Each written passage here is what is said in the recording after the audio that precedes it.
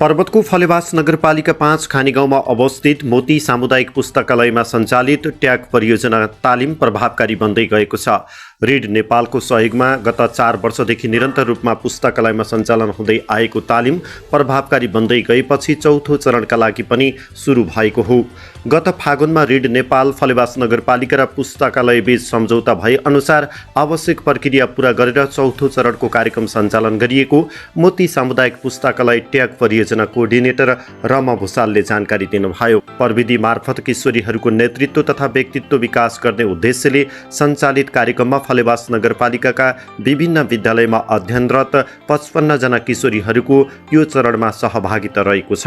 हालसम्म करिब 230 जना ट्याग तथा युथले तालिम प्राप्त गरेको र अहिले उनीहरू समाजमा विभिन्न चेतनामूलक र रचनात्मक कार्यहरू गर्दै आएको भुसालको भनाइ छ। आज प्रविधिको युग हो। यो प्रविधिको युग सँगसँगै धेरै कुराहरू हामीले सिक्नुपर्छ र प्रविधिसँग हामीहरू एकदमै जोडिनुपर्छ भन्ने हिसाबले हामीले आज प्रविधि युगसँगका किशोरीहरू भन्ने कार्यक्रम चलाउँदै गर्दाखेरि मोती पुस्तकालयमा सिक्ने उहाँहरूले सिकाएकै फरक छ जस्तो लाग्छ मलाई। कार्यक्रममा बोल्दै फलेवास नगरपालिकाका नगर प्रमुख गंगाधर तिवारीले नगरको गहनाको रूपमा रहेको मोती सामुदायिक पुस्तकालय शैक्षिक तथा सामाजिक कार्यहरूमा अव्वल रहेको बताउनुभयो।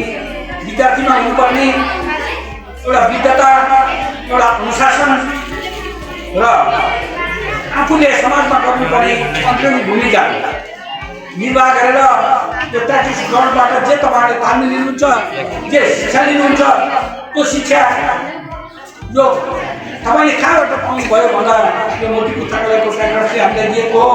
हामीले त्यहाँबाट सिक्यौँ। पुस्तकालयले सञ्चालन गरेका शैक्षिक तथा सामाजिक कार्यहरूको प्रशंसा गर्दै नगरपालिकाबाट आवश्यक सहयोग प्रदान भएको र आगामी दिनहरूमा पनि त्यस्ता सहयोगलाई निरन्तरता दिने प्रतिबद्धता व्यक्त गर्नुभयो। कार्यक्रममा बोल्दै मोती सामुदायिक पुस्तकालयका संस्थापक अध्यक्ष भोलानाथ शर्माले पुस्तकालयले रिड नेपालसँगको सहकार्यमा पुस्तकालयमा सञ्चालन गरेको ट्याग परियोजना कार्यक्रम निकै प्रभावकारी बन्दै गएको बताउनु भएको छ।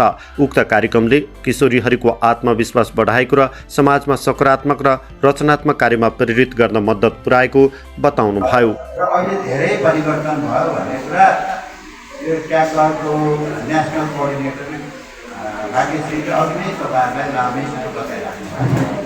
म एउटा कुरा के भन्छु भने मान्छे दुईवटा कुरा सबैको चाहना हुन्छ। एउटा खुसी हुने चाहना, तर खुसी कसरी हुने भन्ने जान्दैन। एउटा धनी हुने चाहना, धनी कसरी हुने भन्ने पनि ज्ञान छैन।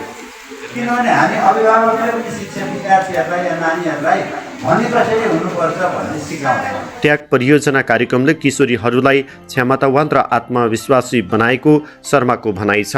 उक्त कार्यक्रमलाई नगरका सबै वडामा सञ्चालन गर्न आवश्यक पहल गर्न नगरपालिकासँग आग्रह गर्नुभएको छ। रिड नेपालका ट्याग परियोजना सिनियर कोअर्डिनेटर भाग्यश्री विष्टले किशोरीहरूलाई प्रविधिको माध्यमबाट नेतृत्व तथा व्यक्तित्व विकासमा जोड दिने उद्देश्यले ट्याग परियोजना कार्यक्रम सञ्चालनमा ल्याएको बताउनुभयो।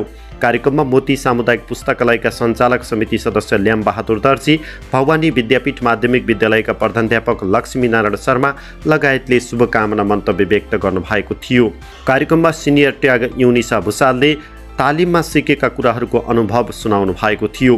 कार्यक्रमका अवसरमा तालिममा सहभागी हुने किशोरीहरूलाई ट्याग लोगो अङ्कित टी सर्ट र क्याप टोपी वितरण गरिएको छ। प्रविधिको सही सदुपयोग, समयको व्यवस्थापन, सहयोगी भावनाको विकास, तनाव व्यवस्थापन, अनुशासन, आत्मविश्वास, आफ्नो प्रतिरक्षाको कार्य, जीवन उपयोगी र व्यावहारिक ज्ञान तथा सिप, बाल विवाह रोकथाम लगायत शैक्षिक तथा सामाजिक ज्ञानको विकास भएको तालिममा सहभागी किशोरीहरूले बताएका छन्। पुस्तकालय व्यवस्थापन समितिका अध्यक्ष हरिप्रसाद शर्माको अध्यक्षतामा सम्पन्न कार्यक्रममा सिनियर ट्याग जस्मिता छेत्रीको स्वागत मन्तव्य र कार्यक्रमको सञ्चालन वरिष्ठ लाइब्रेरियन इन्द्र प्रसाद सापकोटाले गर्नुभएको थियो।